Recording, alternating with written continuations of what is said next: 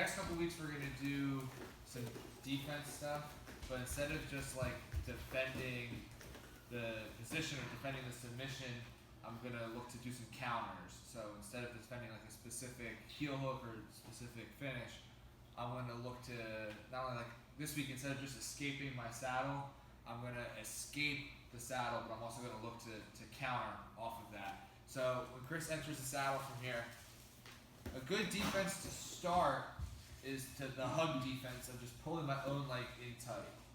Okay, we know for him to finish, he needs to extend, he starts exposing my heel, and this is where he's finishing from here.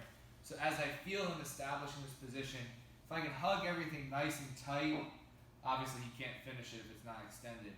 But this is almost like the equivalent of like if Chris has me mounted and I'm just keeping everything nice and tight so he can't choke me, like I'm stopping him from finishing me, but I'm not improving my position at all. So we can think of this as like a good preventative step, but I don't want to stay here forever.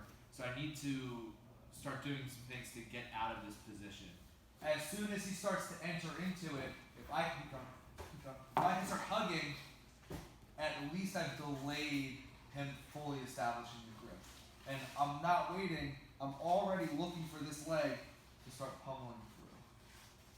So turn just a little bit. We're not always going to be able to prevent it. We're going to get sometimes to this position, he starts straightening this leg out, and he's attacking from here, and I want to be able to escape, and I still want to be able to counter. So we're not going to get too far into the like preventing the heel hook. We're going to operate under the assumption that I recognize what he wants to do, and I make the right choices. So in this situation, before he's established his heel hook grip, I want to do the right thing and start turning away to hide my heel. We did this like a couple weeks ago in the saddle. I want to make sure he can't attack from here. Again, like the analogy I used before, if I'm mounted and I'm keeping everything nice and tight, I'm preventing him attacking, but I'm not escaping or bettering my position. So I want to prevent him from attacking, and I'm going to follow the same steps. I'm going to pummel on the inside. Hiding this foot, I'm going to control and pummel, and I'm not letting this foot go. I'm just shooting all the way through, and I'm going to start sitting to my butt, because I want to use my free leg to cover my trapped leg in this situation. I'm rocking to the side to expose the heel. There's my grip. I'm rotating, painting the mat with his toes, knees up. I'm hiding, pummeling, recruiting.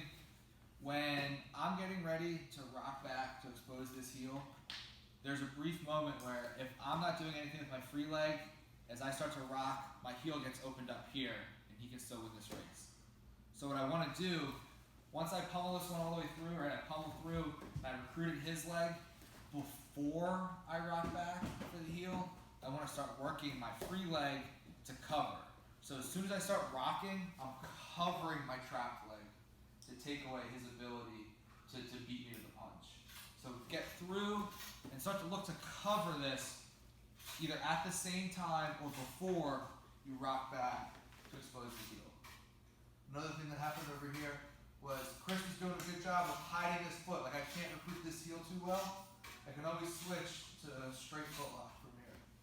Instead of fighting for this heel, I can't get it, and he might be doing a good job of keeping everything nice and tucked. If I just swim in, control my grip, and I'm just leaning back for my straight foot lock. So I have both attacks from here, whichever one you prefer. Let's just do a few more. Let's get to this position and cover this up. Make sure we're protecting ourselves before we attack. Finish with the heel, and if you can't get it, swim through, finish with the foot lock. Let's do 3 more each. Cool? Cool. I did not say 1, 2, 3, ready to go. Oh, 1, 2, 3, ready to go.